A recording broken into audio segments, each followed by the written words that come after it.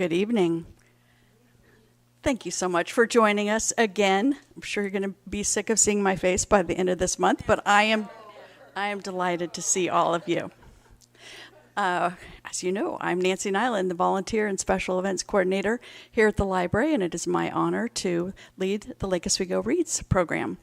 So, I have haunted your dreams with this, but please take the survey. We would like to hear from you about what you would like the library to be doing for the next 3 years. It literally takes 90 seconds, and it would mean so much to us. What also means so much to us are our sponsors, without whom we could not be doing this series of events. First and foremost, the Friends of Lake Oswego Library. We have so many friends here this evening. Yes, we have David and Diana Bauer, Janet Buck, and our own Nell Diamond, who will be introducing our speaker this evening. So we want to be hearing the speaker, so please silence your cell phones. Thank you. So I'd like to bring Nell Diamond up to introduce our speaker, Barry. Nell is a triple threat here at the library. She is one of our sponsors, Lake Oswego Rotary. She's also on the steering committee that selected Tilt, and she's also the vice president of the Friends of the Library. So I'd like to welcome Nell. Thank you, Nancy. Well, as you know, I'm Nell Diamond, and I have the privilege of introducing Barry. I've seen his author talk on the rise of Portland from the 1980s to the 90s, and I do admit a little bias, as I was living in the heart of Portland during that period of time. And not only does Barry's book capture a pivotal era in Portland's history, the stories shine as far as hope for the future for the city. Barry has been a professional writer for more than 40 years, the last 30 of which he has spent in Portland.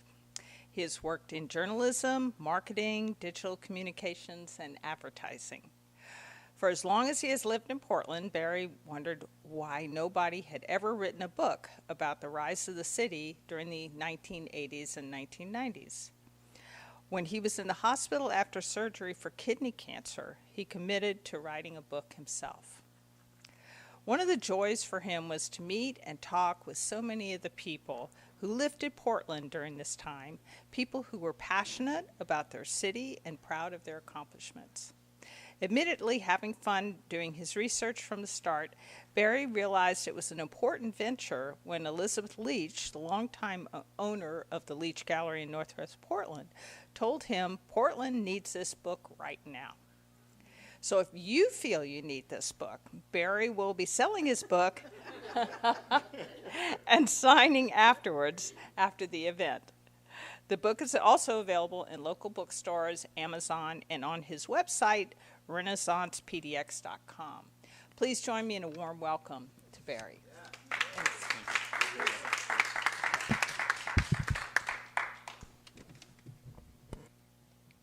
Thank you, Nell.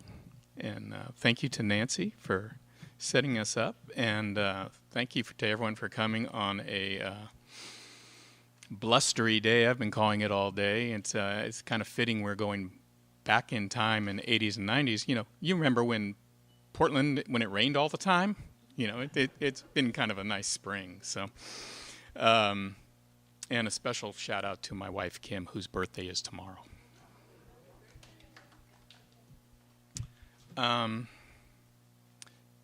The history of Portland in the 80s and 90s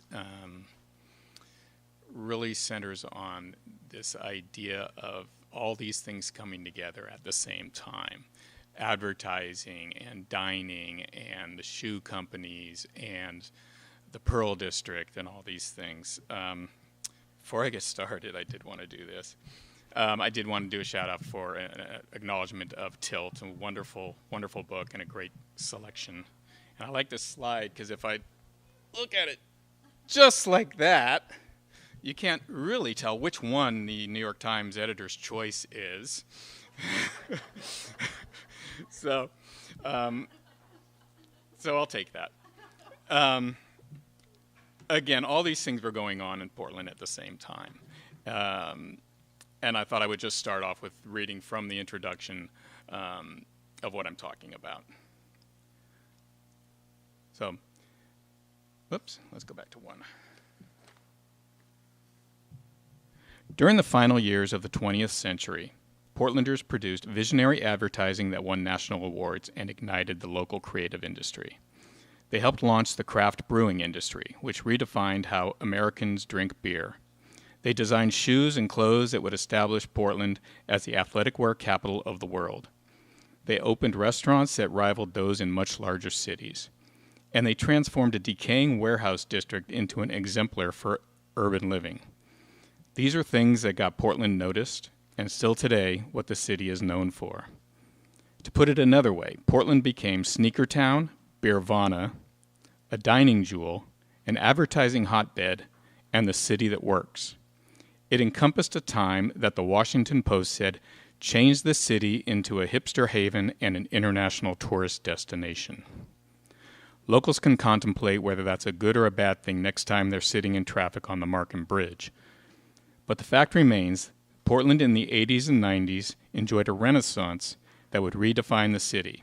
Creativity showed up not only in the arts, but in ideas for new businesses, public-private partnerships to spur growth, and an acceptance that encouraged individual pursuits.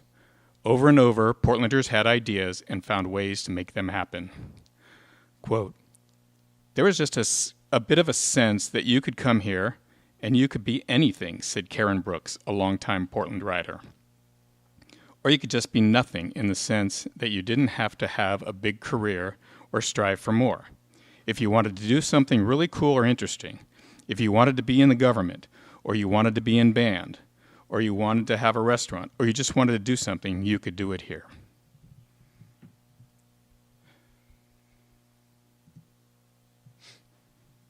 I love this slide. One of the lessons of any great creative effort is that it takes all kinds of people to make it happen. Historian David McCullough. Never mind that he was talking about the American Revolution. It fits in Portland. Again, all these people, in my mind, it's creativity. If you're starting a business and you are in a business and you're doing something new that no one has ever seen before, all these efforts, all these things drew attention to Portland, brought people to Portland, and still to this day define Portland. And if there is a sort of a ground zero or first year, 1984 was incredible in Portland. It's funny that Nike had an early advertising guy. He wrote one of their first famous slogans, which was "There is no finish line." His name was John Brown. He, the same guy, wrote the slogan for Ronald Reagan's re-election campaign, "Morning in America." I don't know about the whole country, but it was morning in Portland in 1984. As I go through this, I want you to think about two things that are common themes throughout. There was opportunity and there was optimism by the people who did this, and store that away for if you're looking beyond the 80s and 90s in Portland, because all these people had opportunity, and then they had faith in themselves and faith in Portland that it would work.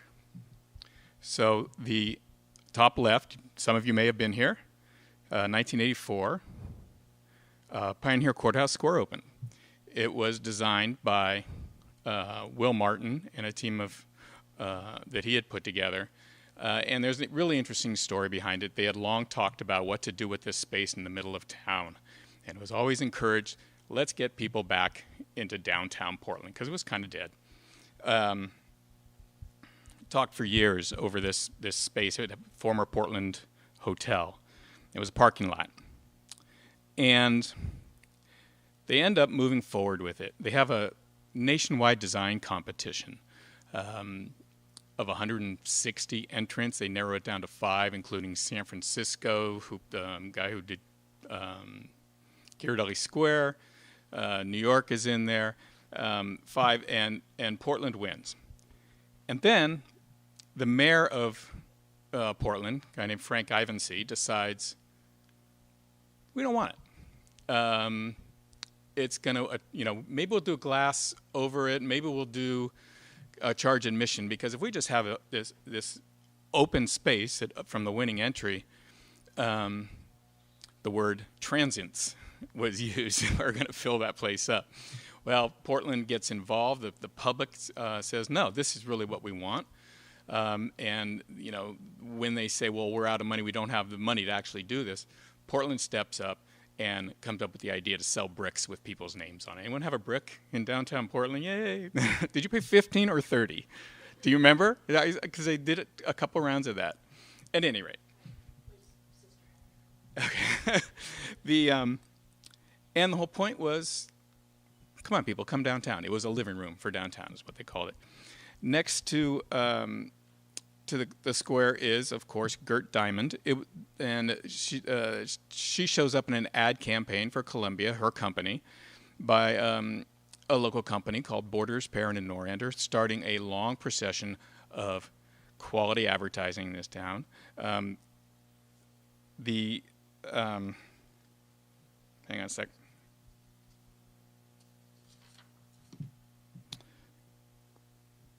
This campaign by Borders, Perrin, and Norander helped lift Columbia from 18 million to 100 million by the end of the 80s. And when they started TV around it, it was over 350 million that helped the company grow. Basically relying on this gruff lady, no nonsense, let's get it right. And the TV commercials were hilarious because they used her son in all these ridiculous situations for, you know, they put him under ice, you know, for the outerwear to protect that, or they sent him through a car wash to protect the rainwear. Anyway, so there we go. Next to that is Michael Jordan. The Blazers did not acquire Michael Jordan as they could have and should have in 1984. Nike did. And, of course, there was a movie a little while ago called Air. I would just say it was fun. It was a great movie. If you want to know what really happened with the signing of that, read the book, because there was a lot of stuff that was embellished. Right below them are two gentlemen who did so much for advertising and creativity in this town. Dan Wyden on the left, bottom left, or bottom right slide. Dan's on the left, and his first copywriter was Jim Riswold. Dan, of course, came up with the slogan, "Just Do It." Jim came up with so many of the Nike ads for Michael Jordan, for Tiger Woods, for Bo Jackson, the Bo Knows campaign. But for Michael, he does the Spike Lee stuff. Comes up with a campaign where Michael's playing with Bugs Bunny and all his friends, because Jim told me he just wanted to meet Bugs Bunny. And so that becomes Space Jam, you know, becomes an entire movie. And he gives Michael Jordan a personality that athletes didn't have at that time. So he changes advertising by giving Michael Jordan a personality that then sends Michael to Gatorade and Hanes and McDonald's, and gets athletes now, commercials now give athletes personalities that you don't see on the court. Usually it would just show an excellence of an athlete and, hey, buy their stuff. Next to them, the slide is Greg Higgins. I'll talk about him in a second. Of course, the chef from Portland. He rode across country on a bicycle from Buffalo, and loved Portland. Knew he'd come back there someday. Shows up and gets a job at the brand new Heathman Hotel, which is right next to the Paramount, which becomes the Schnitzer Center. Those also opened in 1984. He's a chef there. He starts working on something called, although I'm not sure he would call it that, food to table, just really sourcing local products that Portland becomes known for, certainly because of how wonderful the products in Portland are. And next to them, on the bottom left slide, is Dick and Nancy Ponzi. And to the other guy is a guy named Carl Ockert. They opened Bridgeport Brewing. Carl, the brewmaster, gets word that Widmer is opening 2 blocks away. Both of these are in what is now the Pearl District. And he says, I can't believe another brewery is going to open in Portland. They're going to blow this whole thing. Well, they'll never support more than one brewery, right? They also are part of a team that goes down to to Salem to lobby for something called brew pubs. It was illegal.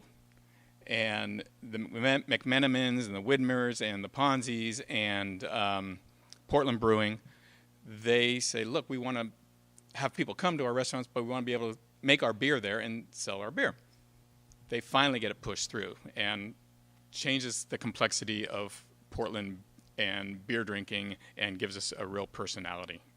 So let me read a little bit ahead, let's see, about Higgins and dining in the Northwest, because before the early to mid 80s, it needed some growth.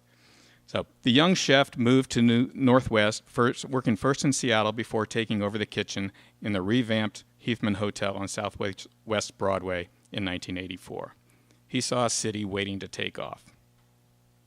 All the building blocks were here, Higgins said, but it seemed like it was kind of behind the times.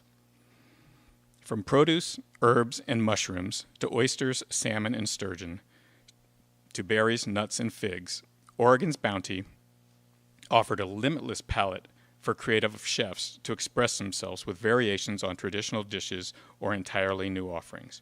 Quote, "There's no place that I've been that can rival Portland for the quality and diversity of ingredients," Higgins said. So as a chef, that's really special to me. One of the parts of the things about the book that I loved is when we're getting noticed from the outside. So I'm going to skip ahead. While the spotlight shone brighter elsewhere, Portland dining was not completely in the dark to out-of-towners. In 1986, one writer got a taste of enough that was good to make a prediction for the future. Quote, "Restaurants do not shine in Portland. There is none of the cult madness afflicting other Pacific Coast cities," wrote Lois Dwan of the Los Angeles Times. Quote, "There are glimmers, however small, but strengthening. Tiny restaurants, muffled in odd locations, have steadied to the point where reservations can be difficult. They are mostly chef-owned, and the chefs are skilled and aware of what is happening elsewhere. A culinary academy has been established. I suspect the isolation is about to end." The other thing about the Heathman Hotel, along with its growth, is a young, Nell mentioned her, Elizabeth Leach was assigned to curate the art for that place when she was 20, I think she said she was 24. So all these things, this is crazy. Just 1984, I think the Coin Center opened in 84. So you've changed the entire complexion of Portland in various ways. Also in 84 was an organization called Portland Arts and Lectures, and immediately takes off. And in year 2, one of their guests is Tom Wolfe. Right Stuff, Bonfire of the Vanities, white suit. Well, he goes down. It's the week that they are bringing the Portlandia statue down the Willamette. So there's Tom Wolfe along with the crowd of all these people. And he's wearing a white suit, so people are going,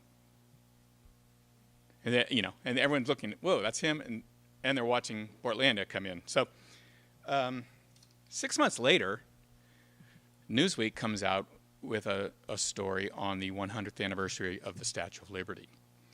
And next to it, Portlandia is the second largest, what do they call it, smashed copper statue in the world, or at least in the country. And Tom Wolfe writes about that and compares it. And I'm going to read it to you, because I wanted to make sure that there was really good writing in this book.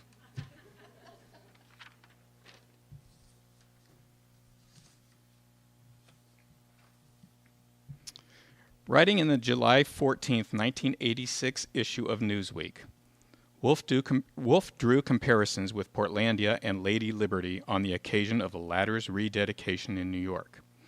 Describing Portlandia's arrival on a barge on the Willamette, he called out the, quote, "tugboats, patrol boats, fireboats, yachts, sloops, schooners, skiffs, dinghies, ketches, yawls, dories, gigs, kayaks, and canoes that sailed to meet her." Quote, 2 days later, Thousands gathered for the dedication ceremony despite cold winds that swept in from the sea. The mayor, Bud Clark, cried, "Whoop, whoop." The statue's sculptor, Raymond Caskey, was lifted up in a cherry picker to the brow of the goddess, whose name was Portlandia, for the christening. A roar of emotion went through the crowd. I was part of that crowd 9 months ago on Fifth Avenue in Portland, Oregon. I was freezing in the wind.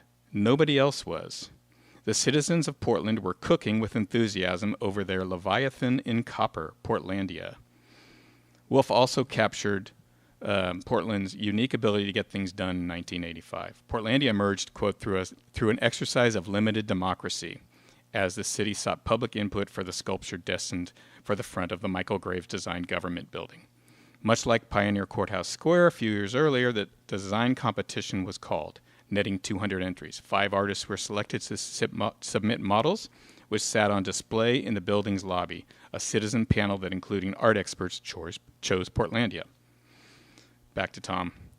What is odd is that this clearly surefire and relatively inexpensive way of uplifting the public spirit has been attempted so seldom since the Second World War, Wolfe wrote.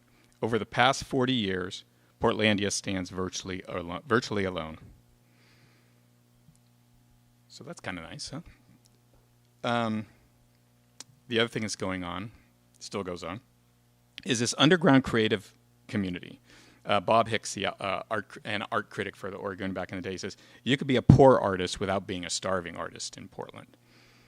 And, you know, there's underground newspapers, there's arts, there's writing, and there's movies going on, you know, short films going on.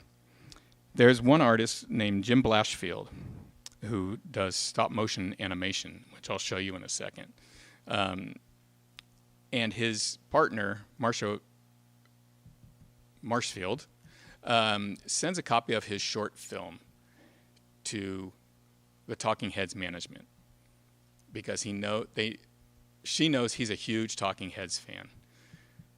3 days later, he gets a call, and they say, hey, we want you to do a video for Talking Heads and David Byrne. There was this thing called MTV going on at the time. He didn't have cable, so he didn't even see it when it came on, right? But, all right, he gets on the phone with David Byrne. They talk, they exchange some drawings, and he says, you want me to do this? He goes, yeah, I think, and David Byrne says, yeah, I think this would be best. He had to get it done in 28 days. And if you're familiar with stop-motion animation, incredibly hard. You take a picture, you film it, you move it, you take another, you keep manipulating these ridiculous pictures. And he got, all his friends, all this underground creative community to help cut out the things and work on it. I think Marcia said they paid them $7 an hour to do it. They did send people out to get some photos and some footage of the Talking Heads, and they sent a young friend of theirs named Gus Van Zant to go get those pictures back east. And so I'm going to see if I can do this. I do have it. All right, let's do this. I'm not going to play you the whole thing, but I'll give you some.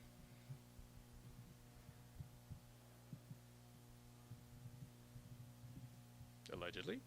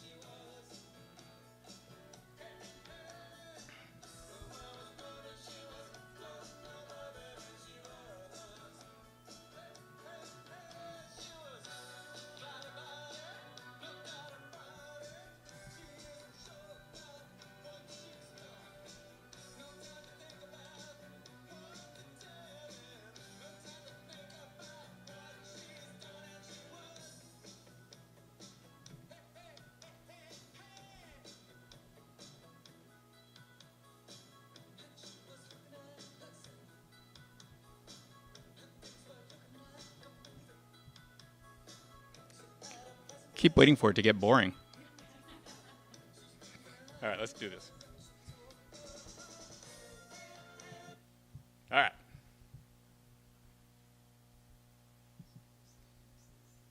Again, all in the same year that this is going on. I think that one actually came out in 85, or yeah, 85. You would think an artist, hears about this commercial MTV thing, and I said, how'd you feel about that? And he just goes, he made some money finally, and people would see his work finally was a big deal. He created 8 music videos in 7 years, earning 17 MTV Video Music Award nominations along the way. He did videos for Joni Mitchell, for Paul Simon, Tears for Fears, Peter Gabriel, Michael Jackson. He does this elaborate video for Michael Jackson called Leave Me Alone that wins a Grammy Award. Something like 6,500 images in that video. So he also helped shine a light on Portland's rich animation culture. Will Vinton won an Oscar for the claymation short film Closed Mondays in 1975 and enjoyed commercial success literally with the California Raisins and other successful commercials. Joan Gratz, who had worked with Vinton as an animator and director, won an Oscar in 1992 for her short film Mona Lisa Descending a Staircase. Many of the figures building a rich portfolio on independent projects came together on Blashfield's music videos. Quote, "We got to hire all our friends on these productions, and they all needed the money," Marcelin said. "We felt like we were making art, and it was getting seen. That's the unheard of part." Quote. Blashfield took an extended vacation in 1992, a time when MTV was shifting more to reality programming and music videos were losing their prominence in the culture. He wasn't surprised when the video work dried up. He turned his attention to painting, short film, and installations. Quote, "I appreciated it, but I knew it was only going to go so far," he told Oregon Arts Watch. "There's a saying, beware of success and failure because they're both imposters. I could see what the machine was when we were doing the videos. I was glad to be on it, but I wanted to keep my seatbelt on here. I suppose I have a natural reticence. It's very Oregon. It's very Portland." All right. Let me move ahead. Some other beginnings. This is throughout the rest of the 80s into 1990. The top 2 images, there's First Thursday starts in 1986, and the Portland Brewers Festival starts in 1988. Both of them, in my mind, involved tremendous collaboration, which was another feature of this thing going on. The galleries owners that were not in the Pearl yet, by the way, they were Southwest 1st and 2nd Avenue. They said, how do we get people, there's more positive people, more young people coming into Portland. How do we get them downtown for our openings, but not each on our own? How, this is silly. They're not going to come down for every one of our openings. Let's all get together and create a night once a month that they can all come down here. Bob Cokes of the Ogden Gallery says, yeah, and immediately becomes a great social event. So he wasn't sure how much art they showed, but eventually gave the Pearl District, the gallery owners moving in there, were there before most of the public, and that starts this thing called the Pearl District. The beer festival, Art Lawrence had been to Oktoberfest and the actual one in Munich, and says we should just have a party. No judging, no competition. There's not even admission to this thing. So 1988, they started. They think they're going to need about 20 cases. Somebody told Carl Ockert, and they ended up I can't remember if it was 1 or 2 days, but they tapped 250 kegs on that first day. It grows, and it tops out at 5 days, 100,000 people coming in there. 100 brewers, being on display there, and Portland gets this reputation of Munich on the Willamette. Of course, there's The Simpsons, 1989, when they had been on the Tracy Ullman Show doing shorts. Matt Groening, Portlander, Lincoln High School, starts this thing, and it is still running, obviously. It was also elected, Time Magazine named it the greatest television series, not just comedy, greatest television series of the 20th century. And of course, he fills it with characters named after Portland streets. So you have Sideshow Bob Terwilliger, you have Mayor Quimby, the one that resonated, of course, is Ned Flanders, who they named the bridge over just, not too many years ago. Out of the Pearl into Northwest, over Flanders Street, is the Ned Flanders Street Bridge. We've got a little plaque out there. Go check it out. It's great. Below them is the McMenamin Brothers. Edgefield is a monument to just, it all comes together for them. They've been doing these little, they invented, or not invented, but they introduced theaters with beer in them. That you can go to watch a movie and have a beer. Edgefield is a converted poor farm, and it's acres and acres. They've got a golf course and a theater, or not theater. Yeah, they do have a movie theater, but they also have a concert venue, all sorts of, a couple of restaurants, half dozen bars throughout. At any rate, it's important because, like I say, they took it over an old poor farm, and it was one of they've got over 60 now, but 20 of them are on the National Historic Register. So they're saving these old properties and making them viable for new people, or new customers, new use. And obviously, McMenamins are a huge part of that sort of Portland DIY culture and the reuse and the adaptive reuse and all that stuff. Next to them is Zephyro Restaurant. The three owners of that, Chris Israel, Monique Sue, and Bruce Carey. People in Portland said they'd never seen anything like it. It really kicks the door down, was one quote, on casual fine dining. It is the place to be on 21st and Everett. And of course, next to that is Sneakertown, which changes retail for a lot more than just Nike. Retail was you get your shirts, you stack them high, you let them fly. It was a very transactional space. Sneakertown is much more experiential.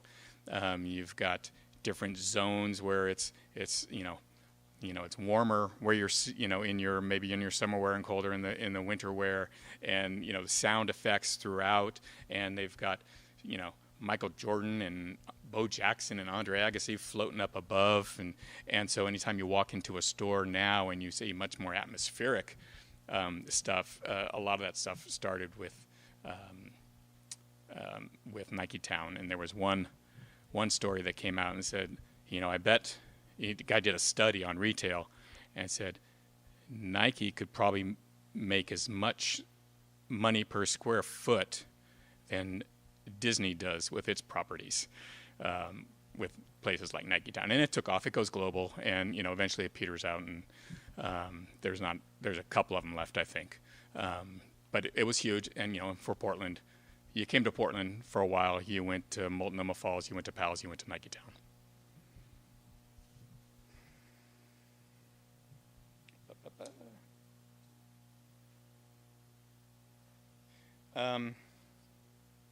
Just a couple things on Zephyro. Yeah, it sort of elevates the whole dining experience, and pretty soon you've got Wildwood and Paley's Place and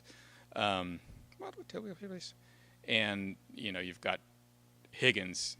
Back to Greg over there. He starts his own in 1994, and all those come in 1994. Pretty soon, this casual fine dining and the quality that comes out in Portland, it starts to get noticed. The New York Times writes, "If a city could be designed by chefs, Portland might be the result," it said in the summer of 1995. Ringed by mountains, pristine rivers, woods and fields, and the Pacific Ocean, the story went on, Oregon is a virtual food laboratory. Which, people notice not just the restaurants, so do so does the public, and things called the farmers markets start growing. When this all started, there were no farmers markets. Now they're cooperating with each other. Let's not all grow, try to sell lettuce or a certain vegetable. Let's all get together and figure out which ones to share, so we can all, which ones each of us should grow and sell, so we can all make some money. And that develops throughout the town, right? So I want to jump ahead all the way to today, or not to today. Well, this is sort of later stage. And one thing that happens throughout the 90s is other shoe companies are starting. Adidas comes in 1993. This is a picture of their headquarters up on, where's Adidas? Adidas, on the top of, thank you.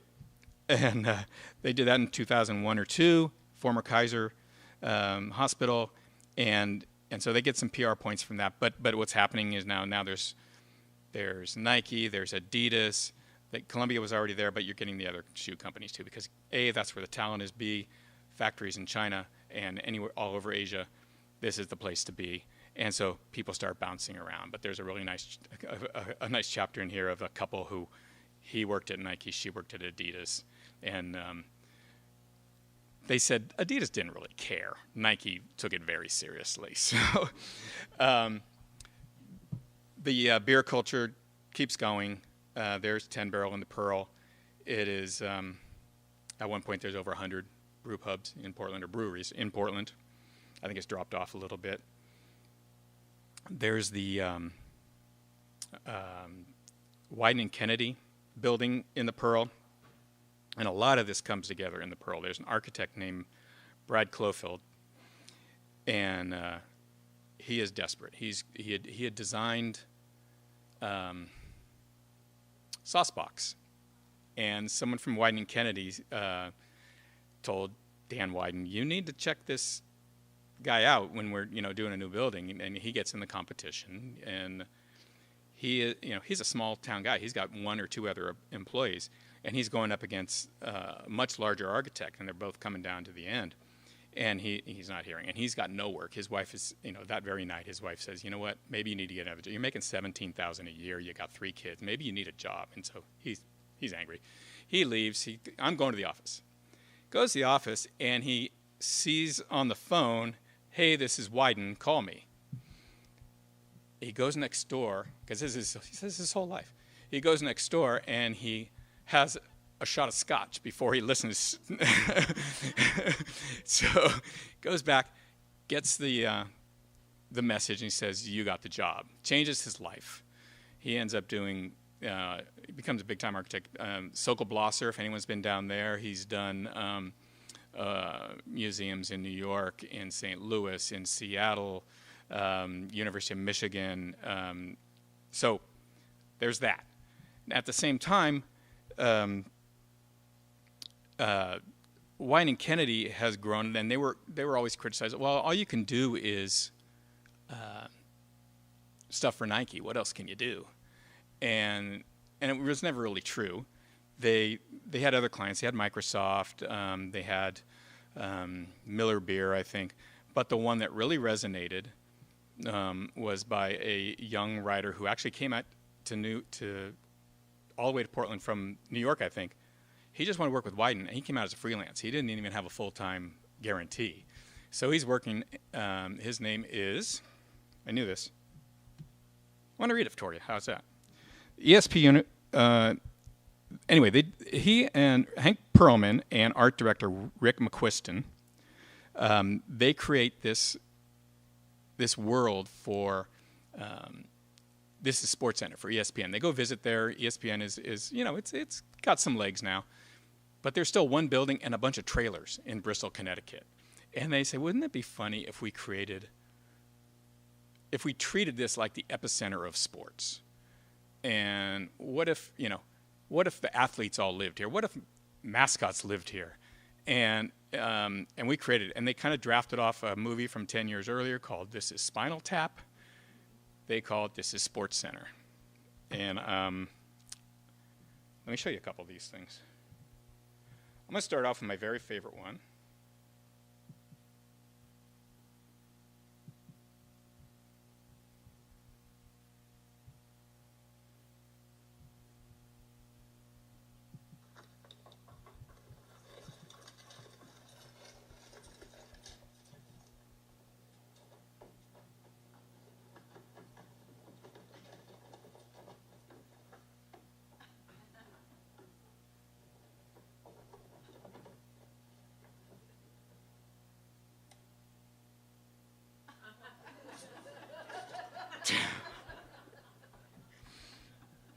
So they're just creating an office where all this stuff happens, right?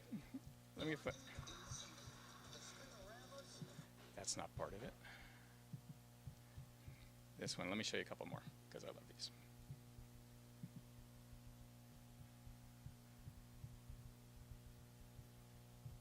Stop it.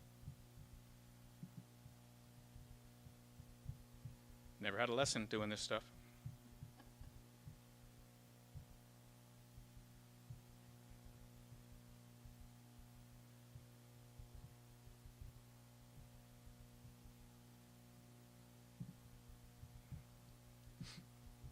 The Manning brothers, actually, their whole. That's the control room. A lot of chaos there, but it all looks good when it comes out in the show. This is the entire Manning family. That was Archie, their father, another brother.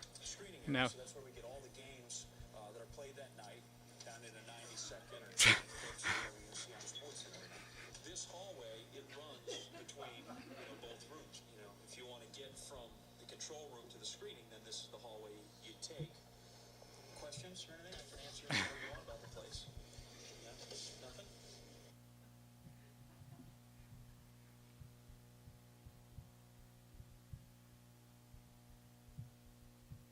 The Old Timers Day.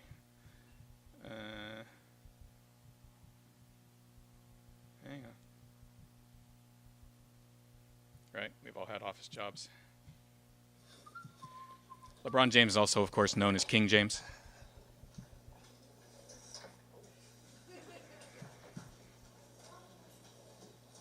Scott? Did you possibly switch chairs with me? No, not me. Are you sure? Yeah. Good luck finding your chair, LeBron. Okay. Okay.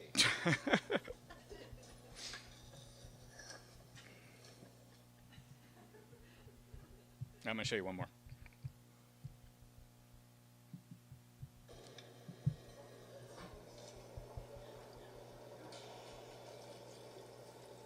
He's got his caddy with him.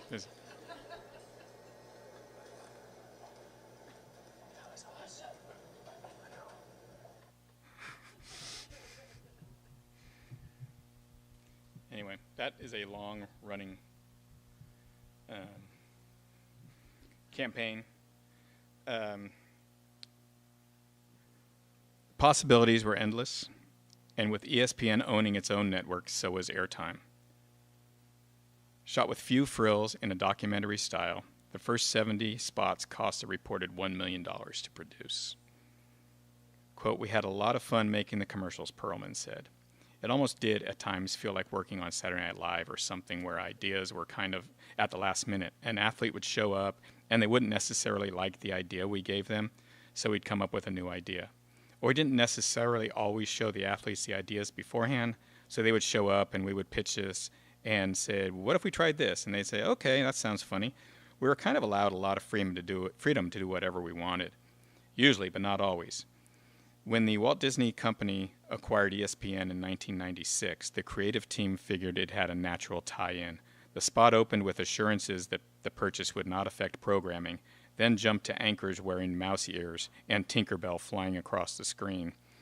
Quote, "We, of course, thought that was really funny," Perlman said, but nobody at Disney thought that was funny.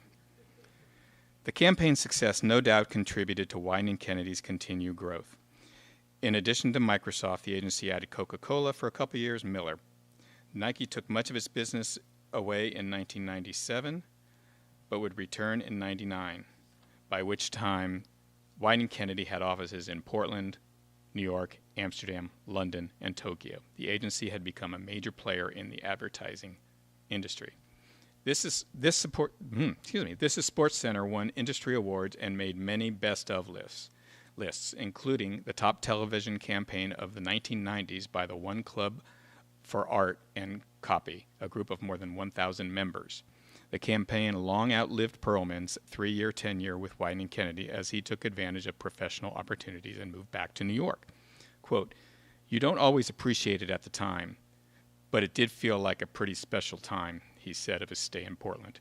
Quote, "When you look back at it, it was such a great group of people. It was so fun and it was so creative." Quote, "Those who were there credit the company's founder, Dan Wieden and David Kennedy, for making it possible for creative people to flourish. They created a culture, quote, they created a culture where they could do their best work of their lives," Dave Luhr, the agency's former president, said at Weiden's 2022 memorial. "They attracted talent to this weird city and pushed people to grow and rise above expectations." First decade of the 2000s, just to wrap up, Wieden Kennedy, they won the Grammy for commercials 4 straight years, from 2009 to 2012. Coca-Cola, Old Spice, Chrysler, Procter & Gamble, and they have more than a dozen offices all over the world. They are the largest independent advertising agency in the world, from Little Portland, Oregon, from 2 guys with a typewriter and a card table when they started it. Lower left is the Pearl District.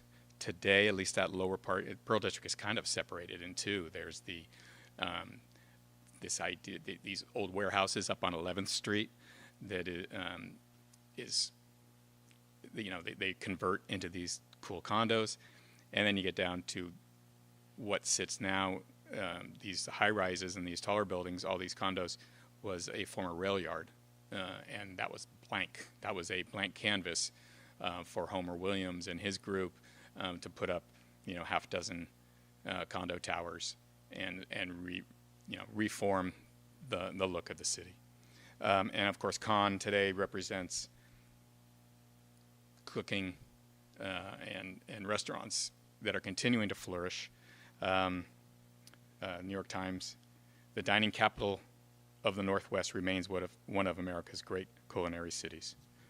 Let me wrap up here.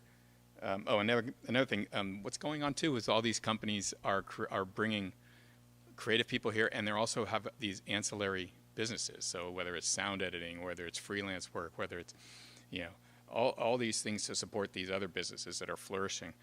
Quote, "It felt like we were turning into a major market, but we never thought about it that way," said Rick Rortz, a music producer and manager who transitioned to sound editing.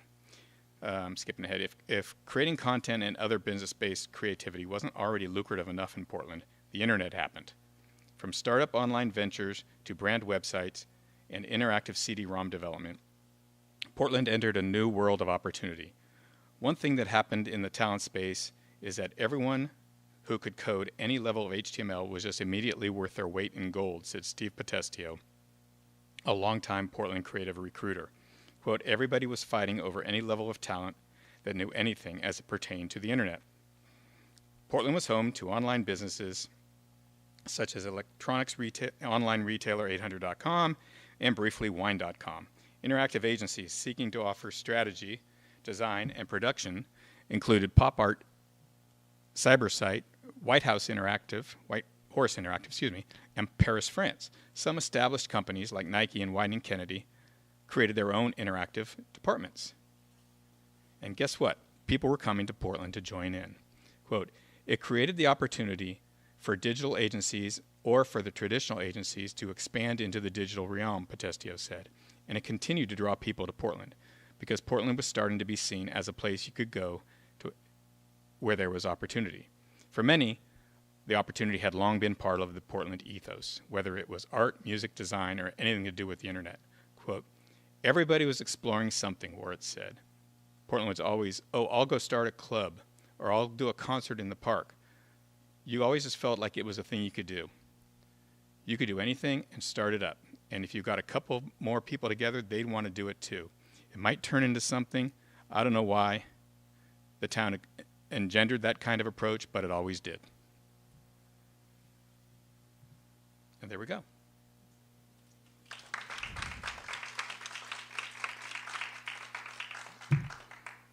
Thank you. Because we are filming, we'll use the microphone if you have questions. So just raise your hand and I can bring the microphone to you if you have a question. Hi.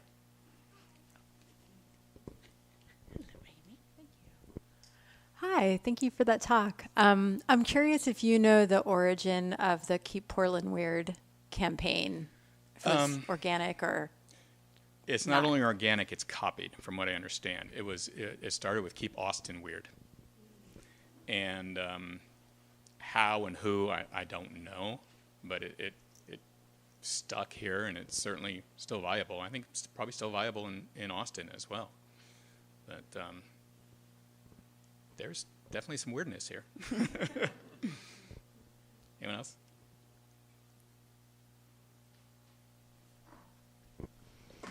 Hey, Barry. Hi. I'm thinking about the current Portland Central City revitalization plan. I wonder what lessons from the era that you write about, whether the creativity, opportunity, optimism, or that unique sense of collaboration from those public-private partnerships, what lessons from that era do you either see or hope to see reflected in this latest vision for the future of downtown? Thanks. Yeah, the optimism and opportunity are huge. Clearly, in the last few years, we have seen plenty of opportunity develop downtown. Optimism, I think, is lacking at this point. The efforts are there. The mayor has just come out with a 3-point plan in hopes of getting people downtown. There are efforts all the time. I read there was a New York Times article that said Portland's got a PR problem. That's a tough one for me. I actually met with a staff member of one of the city councilmen, and he was wondering if there was a creative way to do a campaign to let people know, hey, Portland, it's pretty cool, it's really going on. And the more I thought about it, I don't know, maybe, sure, but then I thought about the best PR, the best marketing is a good product, and I'm not sure Portland's there yet. I think there are a lot of people who are really trying, and it's not completely Portland's fault that this happened. Once in a millennium, or once in 100-year pandemic, and ongoing riots that hollow out things. I write in the book that that which made Portland great is still here. You've got the climate and the mountains and the ocean, so it's a very livable place. And there is still this adventurous ethos that people still want to do something and still want to make things happen here. So I'm optimistic. I don't have a timeline. Yeah. Okay, if there are no other questions, it's your chance to buy the book, and then you can read all about it. There's more, I swear. I didn't include everything. Thank you all. I appreciate it. Thank you.